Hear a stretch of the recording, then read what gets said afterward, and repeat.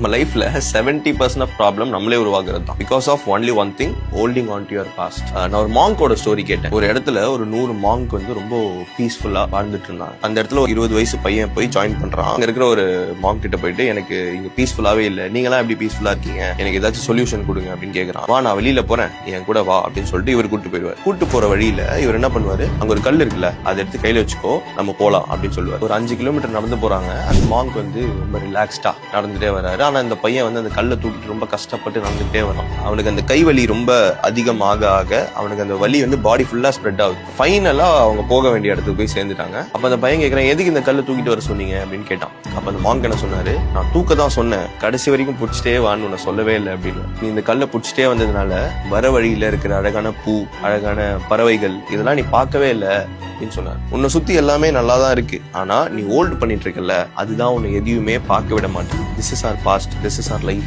நீங்க சின்ன விஷயம் தானேன்னு சொல்லிட்டு நீங்க ஹோல்ட் பண்ற உங்களோட பாஸ்ட் ப்ராப்ளம்ஸ், மெமரிஸ் நீங்க விட்டு வராத வரைக்கும் you will never feel peace. But if you let go, your life becomes beautiful. Let it go.